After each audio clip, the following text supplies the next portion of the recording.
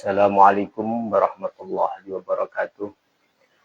Bismillah, alhamdulillah, wassalatu wassalamu ala rasulillah wa ala alihi wa sahbihi wa mawalah.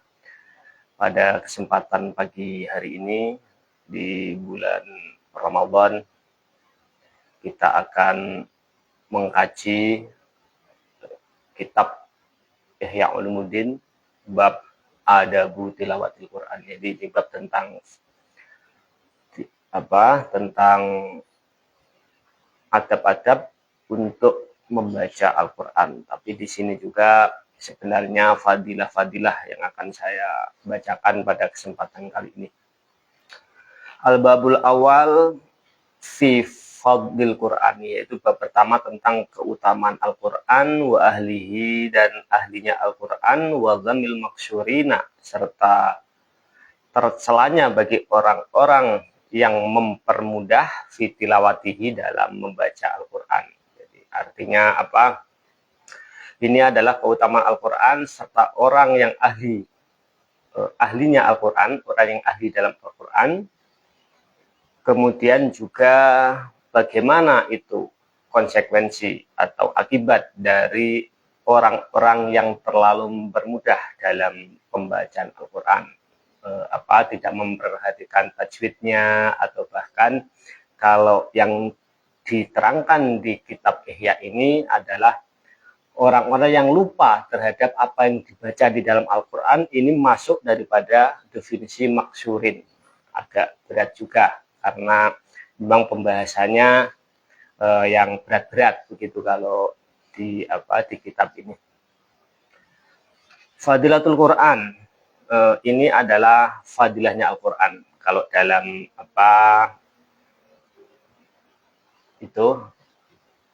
maknanya ya, fadilatul Quran utawi keutamaane Al-Quran. Qala dawuh sapa Nabi Muhammad sallallahu alaihi wasallam. Man utawi sapane wong iku Qur'an maca sapa man Al-Quran, summa ra'a mongko ningali sapa man ana ahadan ing temen setune wong suwiji iku utia den wenehi sapa ahad afdhola ingkang luwih utama mimma tinimbang saking perkara utia kang wis den pekakake sapa man. Faqatis tasghara mongko teman-teman milang-milang ino sapa man faqatis tasghara mongko teman-teman milang-milang ino ma ing perkara Allah mau kang wis ngagungake ing ma sapa Allah Ta'ala. Bener tadi faqatis tasghara nuli milang-milang ino sapa man ma ing perkara Allah mau kang ngagungake ing ma sapa Allah Ta'ala. Jadi kata Rasulullah, barang siapa yang membaca Al-Quran kemudian ada orang yang melihat bahwa ada seseorang yang diberi lebih daripada pemberian Al-Quran tersebut, atau ada orang yang lebih utama dibanding daripada membaca Al-Quran tersebut, faqatis tasghara ma'adzamahullahu ta'ala, maka orang tersebut sungguh menghina.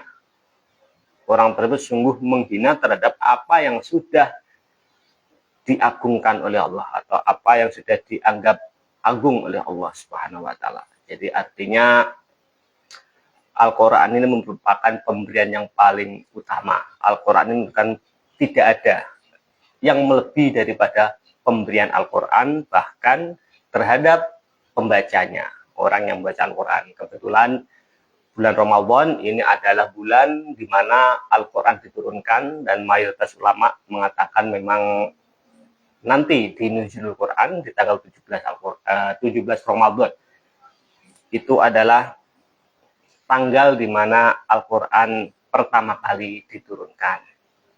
Nah, jadi makanya kebetulan kita bahas tentang fadilah-fadilah daripada pembaca Al-Quran atau Al-Qurannya itu sendiri. Wa qala sallallahu alaihi wasallam, wa qalan dawuh sapa Rasulullah sallallahu alaihi wasallam, ma min syafi'in, ora ana utahe perkara kang bisa nulungi iku afdalu kang luwih utama apane manzilatan panggonane atau derajat indallahi ing dalem mungguhe Allah Ta'ala minal Qur'an tinimbang saking Al-Qur'an. lan nabi ora nabi wala malakun lan ora pira-pira malaikat wala ghairuhu lan ora liyane nabi wa malak. Kata Nabi Muhammad, tidaklah ada penolong yang tidaklah ada penolong yang lebih utama kedudukannya di sisi Allah dibanding dengan Al-Quran. Bahkan tidak pula kedudukan Nabi, tidak pula seorang malaikat juga bukan dari selain Nabi dan malaikat. Jadi nanti perkara yang bisa menolong yang paling utama, yang paling tinggi kedudukannya di sisi Allah itu adalah Al-Quran. Maka orang yang membaca Al-Quran dengan segala kebenarannya, artinya membaca benar tajwidnya, kemudian ya benar mahrojnya, benar wakofnya, artinya berhenti di tempat yang benar, di tempat yang tepat, tidak berhenti di tempat yang tidak diperbolehkan untuk wakaf misalkan. Bahkan lebih jauh lagi bisa memahami apa yang dibacanya. Nah, kalau kita memang kadang-kadang memahami, kadang-kadang enggak, karena memang tidak semua bisa dipahami kadang ya, tidak semua bisa dipahami, tapi minimal benar dalam bacaan tajwidnya, benar wakofnya, benar maharotnya, dengan terus berusaha untuk memahami dari apa yang kita baca di dalam Al-Quran itu. Nah, inilah nanti yang menjadi syafi'un afdalu manzilata indallahi ta'ala. Jadi ini akan menjadi penolong yang paling utama menurut Allah. Ya, kedudukannya paling utama menurut Allah dibanding daripada nabi misalkan ya, kalau di sini bahkan malaikat, karena Al-Quran ini kalamullah, ya, kalamullah yang diturunkan kepada nabi. Jadi nabi sendiri itu adalah nanti yang penyampai daripada Al-Quran. Tentu ya lebih utama kalamullah, ya, lebih utama kalamullah. Waqala sallallahu alaihi wasallam, dan Nabi bersabda, dawuh sapa Nabi Muhammad, laukan Al-Qur'anu fi ihabi ma laukan lamun ono apa Al-Qur'an iku fi ihabima ing dalem lulang, iku fi ihabin ing dalem lulang, mama satu mongko ora bakal ngenani ing ihab apa annaru neraka. Kata Nabi lagi dalam menurut Imam Ghazali ini, yang hadis nomor 1 ini akhrajahu at-Tabarani atau Broni, akhrajahu at-Tabarani. Barang laukan Al-Qur'an fi ihabin mama satunar. Andaikan Al-Qur'an itu berada di lulang itu lupa saya bahasa Indonesianya. Lulang bisa ini ya, kulit hewan. Andaikan Al-Qur'an itu ditulis di kulit hewan, maka kulit hewan ini tidak akan disentuh oleh api neraka. Ini saking mulianya Al-Qur'an. Bahkan ketika Al-Quran itu ditulis di kulit-kulit hewan, ini kulit hewan tersebut tidak akan tersentuh oleh api neraka. Nah, ini karena saking mulianya kedudukan Al-Quran. Kalau zaman dulu, kalau zaman sekarang kan Al-Quran jarang ya ditulis di lulang itu, di kulit-kulit hewan, kecuali adalah ya yang untuk perhiasan itu ada biasanya ditempelin di dinding-dinding itu ada. Tapi kalau zaman Nabi dulu kan banyak ya di Al-Qur'an itu ditulis di pelepah kurma, di daun, dan bisa jadi di lulang tadi di kulit hewan juga bisa jadi. Kalau sekarang sudah ada percetakan Al-Quran, jadi Al-Quran sekarang ya di kertas semua, bahkan ada di HP loh sekarang Al-Quran. Wa qala sallallahu alaihi wasallam, Dan Rasulullah bersabda, afdhalul ibadati ummati tilawatil Quran. Kata Rasulullah bahwa ibadah paling utama pada umatku ini adalah membaca Al-Quran. Ya, kenapa ya? Karena Al-Quran itu kan sumber daripada apa? Sumber dari segala kebaikan, sumber dari segala tuntunan hidup. Nah, kalau kita tidak membaca tuntunan hidup, terus hidup kita mau mengarah kemana? Hidup kita ini mau berjalan di atas undang-undang siapa? Undang-undang agama siapa? Gitu. Makanya kita dituntut untuk sering-sering baca Al-Quran, karena di dalamnya itulah ada tuntunan syariat, ada tuntunan akhlak, kemudian ada pembelajaran sejarah dari umat-umat terdahulu, kemudian nabi-nabi terdahulu, dan lain sebagainya, termasuk motivasi bagi orang-orang yang berilmu, motivasi bagaimana kita untuk selalu meningkatkan pengetahuan kita, baik pengetahuan yang sifatnya duniawi, seperti pengamatan fenomena alam. Itu kan juga banyak sekali anjuran di dalam Al-Quran, afala tatafakkarun, afala yaqilun. Itu kan banyak sekali sambungan ayat sebelumnya itu adalah tentang bagaimana manusia disuruh mengamati fenomena alam ini. Ya, fenomena bagaimana matahari bisa berputar, atau bukan berputar ya, beredar. Karena kan ada yang mengatakan ya banyak sekali yang mengatakan bumi ini yang mengitari matahari. Yang terpenting tidak usah membahas tentang perbedaan-perbedaan tersebut. Yang penting kita lihat saja fenomena yang hebat seperti itu. Fenomena pergantian siang malam, kemudian fenomena ya kayak kemarin lah ya, isbat penentuan hilal. Nah, itu kan fenomena luar biasa sekali. Bulan bisa muncul, bisa kelihatan, tanggal 1 kelihatan sedikit, tanggal 2, tanggal 3, tanggal 4 makin membesar. Nah, ini adalah fenomena-fenomena yang perlu kita amati, dan puncak daripada pengamatan ini nanti harus bermuara kepada kebesaran Allah Subhanahu wa Ta'ala. Tidak hanya sekedar pengamatan yang sifatnya duniawi, tujuan utamanya adalah misalkan ilmiah saja. Jangan hanya untuk tujuan ilmiah saja kalau kita sebagai umat muslim, tapi untuk sebagai bahan renungan kita. Semaha hebatnya itu Tuhan kita ya. Sehebat itulah ya. Bagaimana Tuhan bisa menciptakan bulan tanpa tiang, menciptakan laut yang kalau menurut banyak pengamat mengatakan laut ini bulat, kenapa laut tidak bisa tumpah airnya ke angkasa misalkan.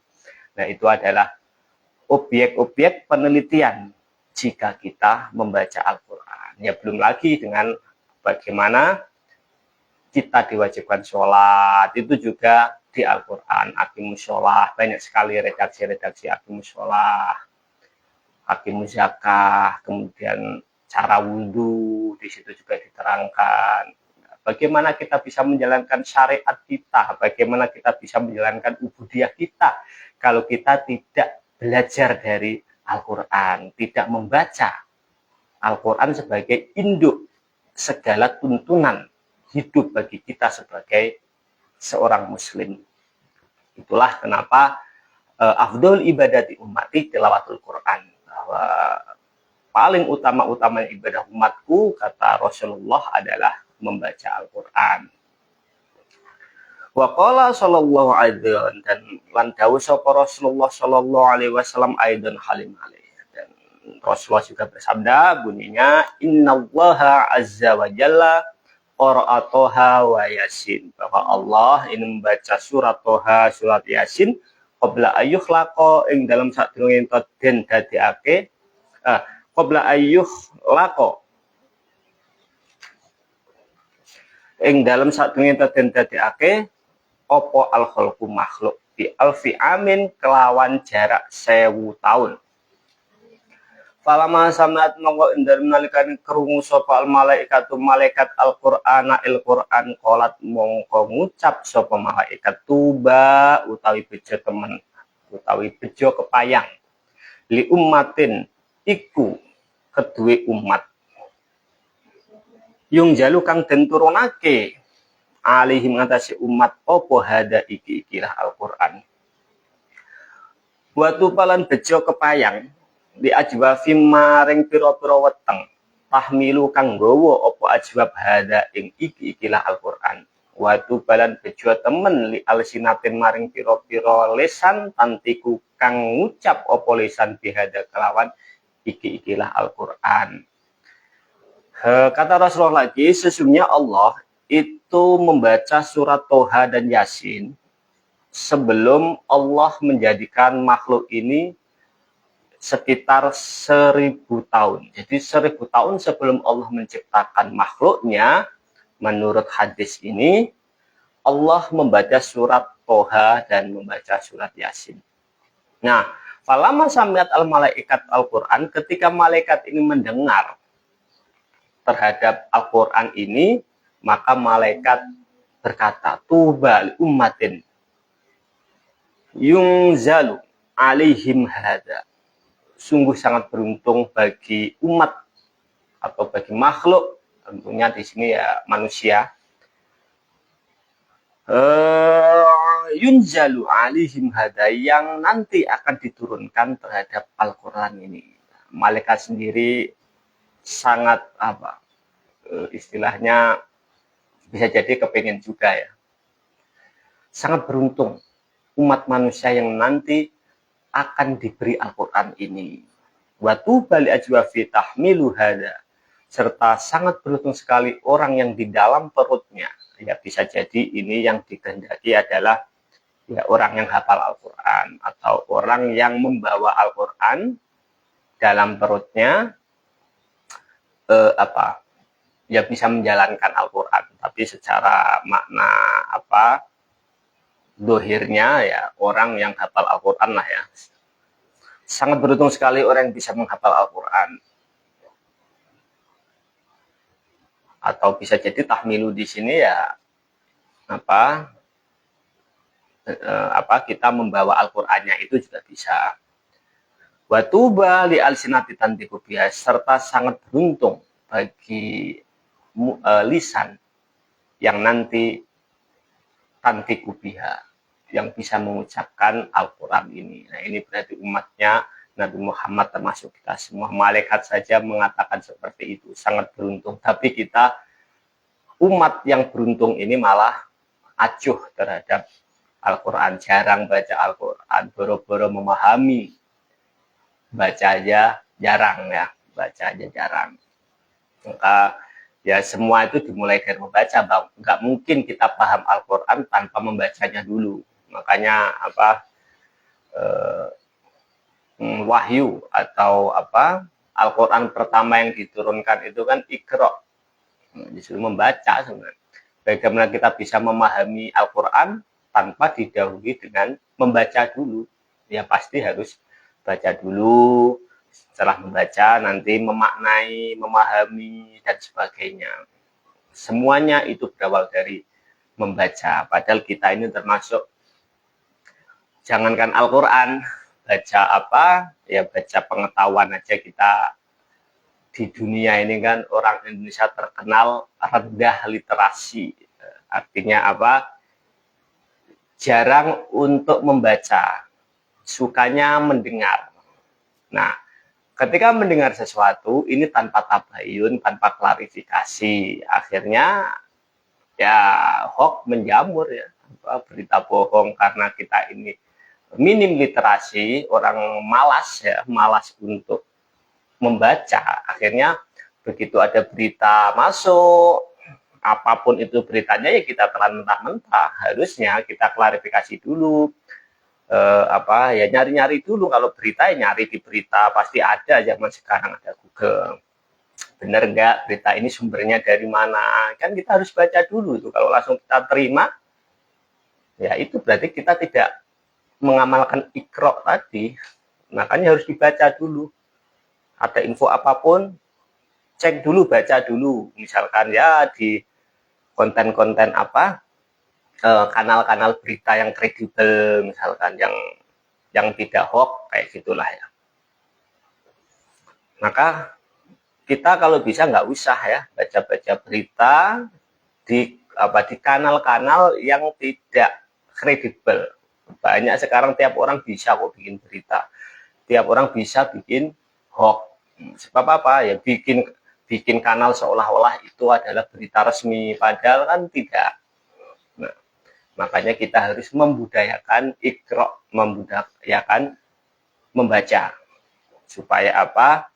Supaya informasi-informasi yang kita dengar, informasi-informasi yang nyampe kepada kita dari mulut ke mulut, itu bisa dicek and recheck kevalidannya, valid apa tidak. Nah, itu bisa dilihat dari kanal-kanal yang kredibel, ya, kanal-kanal yang kredibel, bukan portal-portal berita misalkan yang tidak jelas.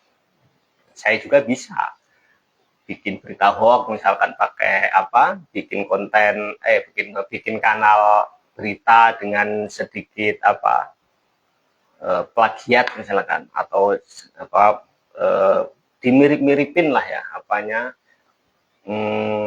konten beritanya itu misalkan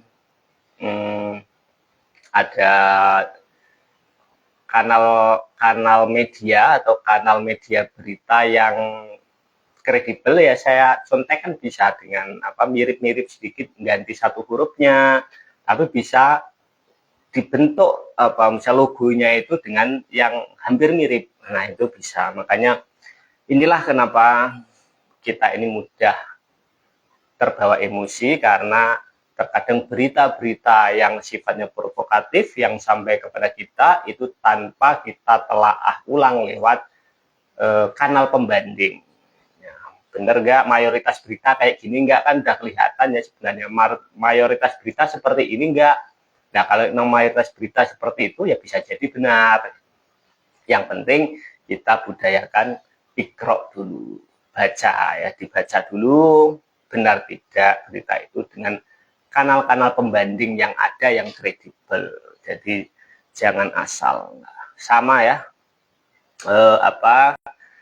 dalam Al-Quran ya, dalam Al-Quran ini sebelum kita memahaminya tentunya harus ada budaya membaca dahulu ya, membaca Al-Quran. Dari Al-Quran itulah nanti akan diulas atau akan dibongkar Al-Quran tersebut, isi-isi yang ada. Siapa yang membongkar ya? Para mujtahid itulah yang membongkar isinya. Setelah kita baca Al-Qurannya, kita membaca isinya lewat ya kitab-kitab kuning ini, kan isi daripada Al-Quran sebenarnya ya. Karena kita tidak bisa memahami secara utuh Al-Quran itu, ya paling kita ini bisanya kan memahami arti dohirnya atau arti lafaz per lafaznya. Tapi kalau kandungan dalam Al-Quran secara luas, tentu kita harus belajar dari para mujtahid. Artinya kitab-kitab mereka lah yang kita kaji, termasuk Imam Ghazali, kitab Ihya ini. Nah, ini adalah ya hasil dari bacaan Al-Quran yang kemudian diperluas pemahamannya lewat kitab-kitab seperti ini. Jadi ya salah juga orang mengatakan harus baca Al-Quran saja, tidak usah yang lainnya. Ya bukan begitu, kecuali kalau langsung bisa paham baca Al-Quran, kandungannya paham ya silahkan. Tapi kalau tingkatan kita kan baca Quran itu ya sekedar baca, paling juga bisa terjemahnya ya, paling paham itu terjemahnya. Tapi kalau pemahaman secara luasnya tentu dijabarkan oleh para ulama-ulama, para mujtahid, kemudian generasi setelahnya ya, ada mujtahid mutlak, mujtahid yang lainnya itu. Nah, nanti dijelaskan di kitab kuning. Jadi kita belajar kitab kuning ini juga sebenarnya niatnya ya mencari pemahaman dari apa yang ada di dalam Al-Quran. Jadi jangan salah paham. Belajar kok kitab kuning, belajar ya Al-Quran, baca ya Al-Quran. Justru baca kitab kuning ini, belajar kitab kuning ini adalah untuk mencari pemahaman dari apa yang ada di dalam Al-Quran. Kemudian waqala Rasulullah, dan Rasulullah bersabda, khairukum man ta'lamal Qur'an wa 'allamahu. Sebaik-baik kamu sekalian adalah orang yang belajar Quran dan mengajarkannya. Ini sudah masyhur ya hadis ini, bahwa maka sungguh mulia ya kedudukan para guru-guru TPQ, guru-guru yang di rumah itu, yang di musola-musola, di langgar, kalau di kampung itu ya, di masjid-masjid yang biasanya tiap habis maghrib itu mengajarkan Al-Quran kepada anak-anak. Itu pahalanya sungguh luar biasa. Tidak harus yang muluk-muluk, enggak ya. Mencari pahala ya seperti itu, khairukum man ta'lamal Qur'an wa 'allamahu. Mereka kedudukannya luar biasa. Karena kita bisa baca Arab dan sebagainya itu juga bermula dari beliau-beliau yang mengajarkan kita Al-Quran dari kecil tersebut. Itu adalah guru-guru kita yang luar biasa, yang insya Allah keikhlasannya luar biasa ya. Keikhlasannya mereka luar biasa. Waktu zaman kecil juga saya ngaji di musola depan rumah itu, nyebrang jalan tapi guru ngaji saya sudah meninggal, guru ngaji Al-Quran waktu kecil itu sudah meninggal. Tapi tetap selalu saya ingat bahwa beliaulah dulu, namanya Pak Mas Duki ya, dulu Pak Mas Duki, tetangga saya itu. Beliaulah dulu yang pertama kali ngajar Al-Quran saya. Nah itu beliau orang yang ikhlas itu. Makanya ya menurut saya guru paling ikhlas itu guru yang ngajar Al-Quran itu. Artinya bukan yang artinya beliau itu tidak tidak ada keinginan muluk-muluk. Ketika nggak ngaji baru ditanyain kalau zaman dulu itu. Nah makanya nih khairukum man ta'lamal Qur'an wa 'allamahu, kalau sudah bisa mengajarkan Al-Quran tersebut. Wa qala sallallahu alaihi wasallam, lan dawuh sapa Rasulullah, yaqulullahu yaqulu dawuh sapa Allah tabaraka wa taala. Dawe man utawi sapa wene wong iku sagalahu nungkulake ing man apa qiraatul Qur'ani maca Al-Qur'an anta'is ninggal saking donga ing ingsun wa mas'alati lan tinggal nyuwun ing ingsun aqaituhu mongko paring sapa ingsun ing man afdhola thawabis syakirina ing luwih utama-utamane ganjarane pira-pira wong kang syukur. Kata Allah, barang siapa yang menyibukkan dirinya dengan membaca Al-Quran dan dia tidak sempat untuk berdoa atau meninggalkan berdoa, tidak sempat untuk memohon kepada saya, meminta sesuatu kepada saya, maka saya akan memberikan kepadanya lebih utama daripada pahalanya orang-orang yang bersyukur. Jadi orang yang disibukkan dengan Al-Quran ini tidak usah berdoa juga sudah dikasih oleh Allah. Jadi baca Quran nggak berdoa apa-apa, karena di dalam Al-Quran itu kan sudah banyak doa ya. Kalau kita masih sibuk baca apa ya, sebenarnya kita sudah banyak berdoa di situ, kan ada Rabbana atina fid dunya hasanah di situ ya. Banyak sekali doa-doa Nabi terdahulu ya, Rabbana dzalamna anfusana wa illam taghfir lana wa tarhamna lanakunanna minal khasirin. Banyak sekali lah doa-doa di situ. Jadi tanpa kita meminta khusus kepada Allah, sebenarnya di dalam Al-Quran itu ya redaksi doanya banyak sekali. Sudah mewakili. Makanya oleh Allah, walaupun orang ini tidak sempat untuk berdoa, tidak sempat untuk meminta sesuatu kepada saya, kata Allah, saya kasih. Otomatis dikasih oleh Allah. Pahala orang-orang bersyukur. Ya insya Allah, kalau orang bersyukur itu kan berarti biasanya orang bersyukur itu orang yang mendapat anugerah, orang yang mendapatkan ya rezeki lah ya, kalau bahasa awamnya, bahasa kitanya. Nah, masa nggak dapat rezeki, masa bersyukur kan ya enggak biasanya. Nah, makanya artinya dikasih pahalanya orang-orang bersyukur itu ya insya Allah akan diganti apa-apa yang menjadi keinginan kita, kalau kita banyak baca Al-Quran, meskipun kita tidak sempat untuk berdoa, meskipun kita tidak sempat untuk meminta sesuatu itu kepada Allah Subhanahu wa taala. Wa qala lan dawuh sapa Nabi Muhammad sallallahu alaihi wasallam, salah satun utawi wong telu yaumal kiamat ing dalem dina kiamat. Mana tadi hilang.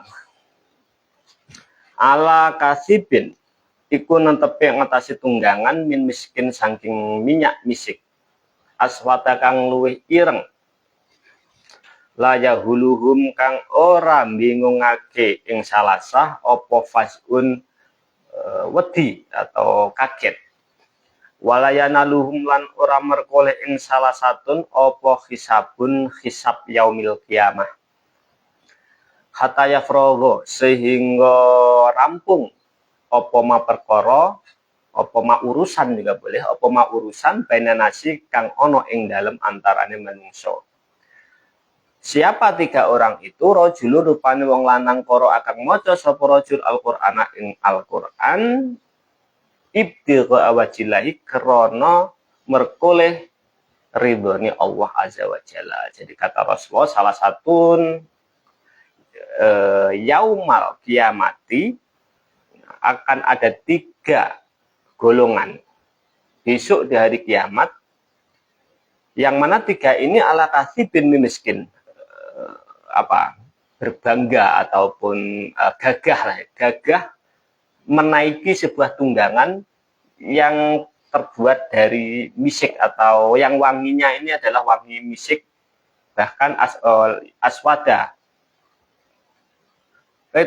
Tunggangannya ini lebih hitam daripada misik gitu ya. Yang 3 golongan ini menaiki tunggangan yang warnanya lebih hitam daripada minyak misik.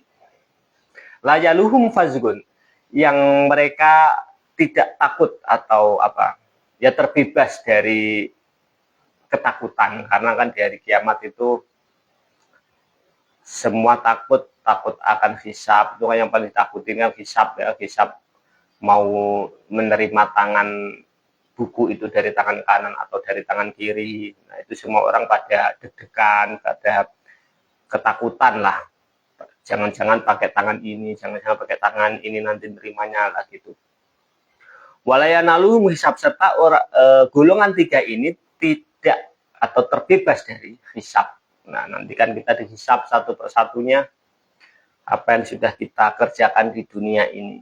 Dan itu tidak lepas dari CCTV Tuhan, yaitu Raqib Atid, malaikat Raqib Atid. Nah, di sanalah kita pasti ketakutan ya, pasti ketakutan karena kita di dunia memang banyak melakukan kesalahan.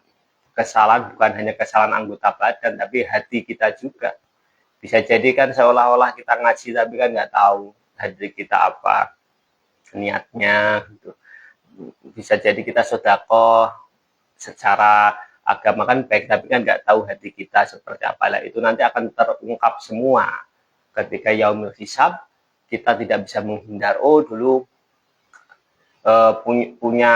misalkan punya santri lah, kemudian ternyata dipakai untuk bangga-banggaan. Nah, ya, kalau di dunia kan nggak ketahuan ya niat hati seseorang itu, tapi di hati nanti akan terungkap semuanya di yaumul hisab. Apapun yang kita kerjakan, nanti hati kita akan tidak bisa bohong di sana. Makanya disitulah semua orang merasa takut. Nah, tapi ini ada tiga golongan yang tidak takut dan tidak terkena hisab tersebut. Tidak takut terhadap fasbun tadi ya, tidak takut terhadap suasana di mahsyar mahsyar, serta mereka tidak termasuk orang-orang yang dihisab. Hatta yafrohu ma bainas, sampai seluruh manusia ini habis dihisabnya. Siapa 3 orang yang bebas dari ketakutan serta tidak terkena hisab ini? Yang pertama adalah rajulun qara al-Qur'an ibtigha wajillahi azza wa jalla, yaitu laki-laki yang membaca Al-Qur'an. Yang pertama ya, laki-laki yang membaca Al-Qur'an yang dalam membaca Al-Quran ini hanya mencari ridho Allah Ta'ala, bukan untuk apa-apa ya, bukan untuk apa-apa, tapi hanya mencari ridho Allah Ta'ala. Itu laki-laki pertama yang nanti tidak punya takut dalam apa dalam padang mahsyar, serta dia tidak menerima hisab atau tidak tersentuh oleh hisab. Jadi pertama adalah orang yang membaca Al-Quran. Nah, ini golongan pertama. Ya, tentunya baca Quran bukan hanya membaca sebenarnya ya. Dia termasuk menjalankan tiap hari baca Al-Quran, tiap hari tapi bikin onar ya sama wae. Tapi biasanya itu orang kalau banyak baca Al-Quran ya biasanya nggak bakalan bikin onar biasanya ya, biasanya. Tapi kalau hanya sekedar baca, memang tanpa memahami, kemudian juga apalagi menjalankan, ya ini wallahu a'lam ya, kalau kayak seperti itu ya wallahu a'lam, karena memang ya banyak lah sekarang ya. Dohirnya hafal Quran tapi tidak ditunjang dengan pengetahuan agama yang minimal pengetahuan agama yang moderat lah ya. Nah, akhirnya justru malah intinya berbuat dengan melawan dari apa yang dibaca, yaitu Al-Quran tersebut. Jadi ya membaca Al-Quran sekaligus menghayati mestinya ya. Membaca Al-Quran sekaligus menghayati dan mengamalkan. Nah, kalau nggak paham ya nggak bisa mengamalkan biasanya ya, kalau nggak paham. Nggak memahami dari apa yang dibaca. Jadi yang pertama adalah orang yang membaca Al-Quran yang hanya untuk mencari ridho Allah. Jadi kalau misalkan menghafal Quran ataupun membaca Al-Quran jangan diniati misalkan pakai lomba misalkan. Nah, jangan.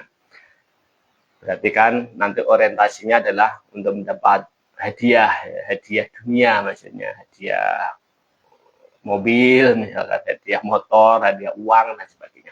Maka baca Quran ya niatnya ya ibtigha wajhillahi azza wa jalla. Ini yang pertama yang nanti akan menjadi orang yang tidak takut di padang mahsyar serta tidak mendapatkan hisab. Kemudian yang kedua warajulun wong lanang amma kang ngimami bihi kelawan Al-Qur'an kauman ing kaum bahum utawi kaum bihi kelawan man kuraduna wong kang ridho. Jadi yang kedua itu adalah laki-laki yang mengimami kaum dengan Al-Quran serta kaum ini ridho terhadap orang tersebut. Wa qala sallallahu alaihi wasallam ahlul Qur'ani utai ahli Qur'an iku ahlullahi ahlini Allah wa khasyatuhu lan tegese selire Allah. Jadi ahli Qur'an ini adalah ahli Allah. Ahli Quran itu adalah ahlinya Allah. Kalau diartikan keluarga, bisi takutnya salah pemahaman ya. Allah kok punya keluarga ini. Memangnya ahlullah sajalah. Jadi ahli Quran itu ya ahlullah serta selirnya Allah, orang pilihan Allah. Jadi orang pilihan Allah itu adalah ahli Quran. Syukur-syukur menjadi hamilul Quran, yaitu orang yang hafal Al-Quran. Wa qala lan dawuh sapa Rasulullah sallallahu alaihi wasallam, innal quluba temen sedene pira-pira ati iku tasyuddu. Tasda'u ya iku tasda'u reket kama yasda'u kaya oleh reket apa al hadidu wesi. Jadi hati kata Rasulullah itu adalah banyak kotoran sebagaimana besi yang penuh dengan karat. Jadi hati itu adalah banyak kotoran. Hati itu banyak kotoran sebagaimana besi yang selalu nempel karatnya atau selalu berkarat. Fakila kemudian ditanyakan kepada Rasul, ya Rasulullah, wa malan iku apa jalauha utawi bersihake ing qulub. Kemudian ya Rasul, apa yang bisa membersihkan hati tersebut? Alat apa yang bisa membersihkan hati tersebut? Kalau untuk membersihkan baju kan backclean. Nah, apa ini alat untuk membersihkan hati ini apa? Faqala maka Rasulullah menjawab, tilawatul Qur'ani wa dzikrul mauti. Ada dua yang bisa membersihkan karatnya hati. Ada dua perkara yang bisa untuk membersihkan hati yang berkarat. Yang pertama yaitu tilawatil Quran, membaca Al-Quran, dan yang kedua adalah wadikrul maut, serta ingat terhadap kematian. Ya, karena memang rata-rata penyakit manusia ini kan penyakit yang ada hubungannya dengan duniawi. Nah, kalau penyakit yang ada hubungannya dengan perkara dunia, ini pasti akan otomatis injek rem jika ingat kematian, itu pasti. Nah, buat apa misalkan ya, ketika kita sibuk-sibuk ngumpulin banyak duit, ternyata kita kemudian ingat mati. Nah, terus kita ngumpulin duit banyak buat apa, kan begitu. Jadi akhirnya itulah yang bisa mengerem terhadap istilahnya keserakahan kita. Karena kita pada dasarnya kan serakah semua kita ini. Kita itu punya punya penghasilan, ketika masih belum punya penghasilan, ya Allah sebulan punya penghasilan 1 juta gitu, alhamdulillah. Begitu oleh Allah sudah dikabulkan 1 juta, pengen naik 2 juta, pengen naik 3 juta, terus sampai seolah-olah yang lainnya nggak usah kebagian lah, rezeki itu ke saya semua. Kan kita semua kan seperti itu. Itulah keserakan nafsu kita kan seperti itu. Seolah-olah orang lain nggak boleh, pokoknya harus ke saya semua. Sehingga ya gitu, kita itu punya sedikit kurang, dikasih agak banyak kurang, terus saja enggak. Nah, itulah termasuk salah satu perkara yang bisa menjadi hati kita berkarat. Nah, ketika keinginan-keinginan, keserakahan, hasrat dan sebagainya yang terus menggunung, ya akhirnya pemikirannya seperti ini akan menjadikan manusia itu lupa bahwa nanti kita itu akan mati, seolah-olah kita mengumpulkan mengumpulkan harta dunia itu seolah-olah kita mau hidup selamanya. Kita itu salah memahami hadis sebenarnya. Kan ada hadis, bekerjalah untuk duniamu seolah-olah kamu hidup selamanya. Nah, itu kan harusnya selamanya ini berarti ya secukupnya, hari ini cukup sudah, besoknya hari lagi. Harusnya begitu, tapi kalau kita salah memahaminya. Jadi, wah, saya harus bekerja karena kita hidup akan selamanya. Akhirnya kita mencari harta sebanyak-banyaknya, ditumpuk-tumpuk, seolah-olah kita akan hidup selamanya. Wah, ini kalau saya nggak nyari banyak-banyak, nanti hidup ke depannya mau makan apa, kan begitu. Nah, kita sebenarnya salah memahaminya. Kita tahu pemahamannya, tapi salah memahaminya. Salah dalam tindakan kita, bukan salah memahaminya ya. Salah dalam tindakan kita mengaplikasikan hadis tersebut. Padahal ya secukupnya. Kan Rasulullah sendiri dulu pernah ya mendoakan keluarganya itu cukup setahun kehidupan itu bagi orang-orang yang seperti kita, artinya yang belum ada tawakal. Bahkan kalau ke keluarga Nabi atau sahabatnya ya, hadisnya yang saya baca itu, kalau ke keluarga atau ke sahabatnya yang punya rasa yakin dan tawakal kepada Allah, hanya didoakan dicukupkan makannya setengah hari atau 1 hari saja. Nah, itu Rasulullah itu ya. Jadi artinya ya kita tidak boleh terlalu berlebihan lah ya. Boleh silahkan, karena kita hidup di dunia ya wajib mencari dunia, bahkan itu adalah sebuah kewajiban kita. Misalkan kita sudah rumah tangga, kita sebagai kepala keluarga justru wajib ya mencari nafkah, itu wajib. Mencari nafkah itu tidak boleh diniatkan untuk menumpuk-numpuk harta, tapi niatlah untuk memberikan kewajiban kepada keluarga kita. Maka pencarian nafkah atau mencari duit dengan niat seperti ini menjadi ladang pahala. Maka mencari uang, mencari dunia kita niatkan untuk memenuhi kebutuhan keluarga kita, maka yang seperti ini akan berbuah akhirat. Walaupun kan bekerja itu seolah-olah kayak pekerjaan dunia, tapi kalau kita niatkan akhirat, ya berbuah akhirat. Karena innamal a'malu binniyat. Dan itu kita niatkan misalkan supaya istri kita tidak minta-minta, istri kita tidak terlantar, dan kita tidak tomak terhadap pemberian orang lain misalkan, maka dalam setiap aktivitas pekerjaan kita tentu itu akan terdapat sebuah pahala yang luar biasa, walaupun secara zahir pekerjaan itu seolah-olah bagian dari dunia. Tapi kalau kita niatkan karena itu adalah kewajiban dari Allah selaku kita kepala keluarga, selaku kita ya menanggung keluarga, ya tentu akan berubah menjadi pahala yang luar biasa, karena niatnya supaya keluarga kita tidak menjadi peminta-minta, keluarga kita tidak tomak, tidak mengharap belas kasihan, tidak mengharap pembelian, apalagi sampai mengemis misalnya. Jangan sampai keluarga kita jadi seperti itu. Kola dan lan dawuh sapa Rasulullah sallallahu alaihi wasallam. Oh, sudah beres ini ya.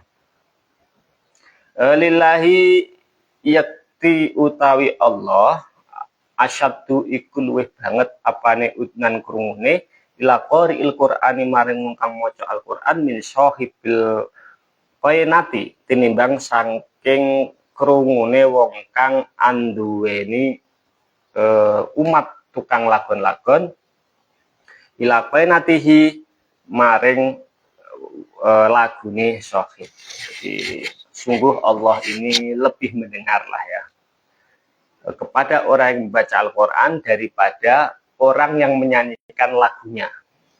Kalau orang kalau nyanyi itu kan apa, mendengarkan sendiri, bahkan pakai apa itu, alat apa itu, kan yang pertama mendengar itu dia ya, pertama mendengar dan paling dekat pendengarannya dia. Maka orang yang nyanyi itu adalah orang yang paling kencang mendengarkan nyanyiannya sendiri. Tapi itu Allah lebih mendengar daripada itu ya. Allah lebih mendengar daripada itu ketika ada orang yang membaca Al-Quran. Jadi Allah sangat mendengar, intinya begini saja, bahwa Allah itu sangat mendengar terhadap orang-orang yang baca Al-Quran, dan tentunya oleh Allah akan dibalas dengan sesuatu yang luar biasa. Sudah ya, itu saja dulu. Insya Allah kita sambung besok karena sudah siang. ila hadratil Mustafa Muhammadin sallallahu alaihi wasallam.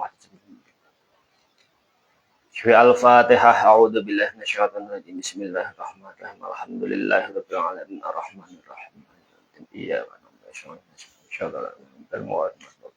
Wallahu a'lam bishawab.